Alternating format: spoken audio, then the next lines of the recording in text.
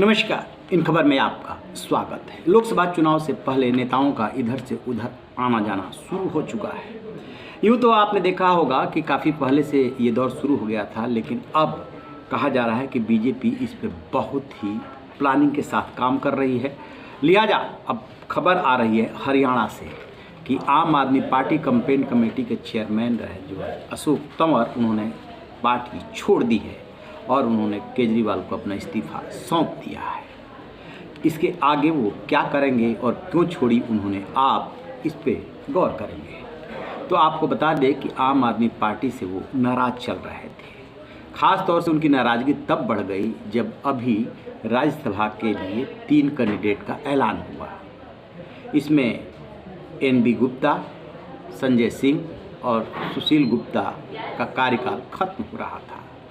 संजय सिंह और NB गुप्ता को तो रिपीट किया गया और सुशील गुप्ता की जगह पे दिल्ली वीमेन कमीशन की जो अध्यक्ष हैं स्वाति मालीवाल, उनको भेज दिया गया, जबकि ये चाहते थे कि उनकी जगह पे इनको भेजा जाए। 9 जनवरी को नामांकन का आखिरी दिन था, तब तक इन्होंने इंतज़ार किया और अब खबर आ रही है कि उन्होंने इस्तीफा दे दिया।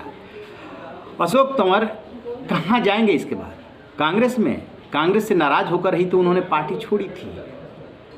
2022 अप्रैल में इन्होंने आम आदमी पार्टी ज्वाइन की थी। उसके पहले इन्होंने अब कांग्रेस छोड़ करके अपनी पार्टी बनाई थी और फिर TMC में 1 साल रहे थे और फिर आप में आए थे।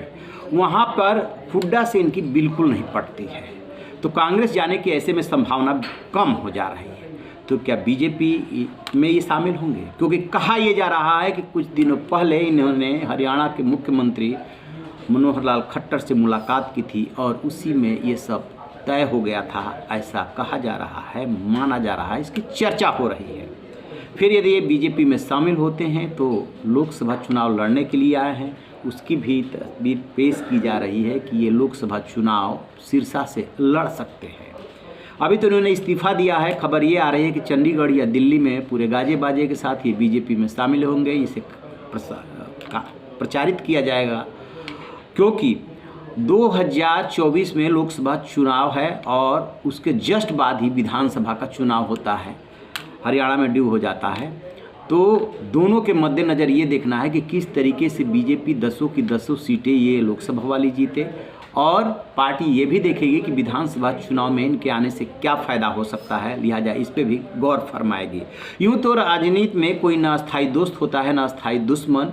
कोई भी कहीं भी जा सकता है, जहाँ से निकल करके आए थे यानी कांग्रेस, वहाँ भी। लेकिन इसी बात की ज़्यादा संभावना व्यक्त की जा रही है कि बीजेपी ज्वाइन करेंगे।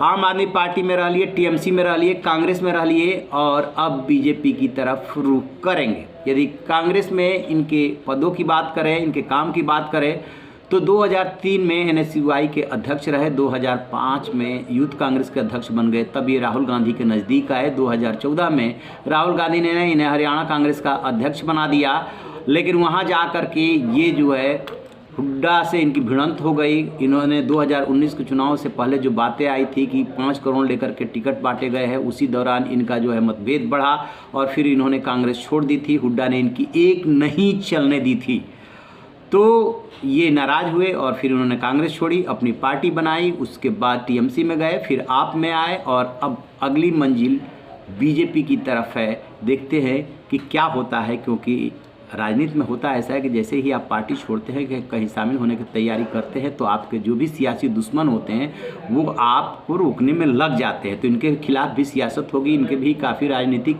विरोधी हैं, लेकिन इसी बात की संभावना ज़्यादा है कि बीजेपी में शामिल होंगे और सिरसा से वो चुनाव लड़ सकते हैं। तो ये है अशोक तंवर। रहिए बेखबर, देखते रहिए इन खबर।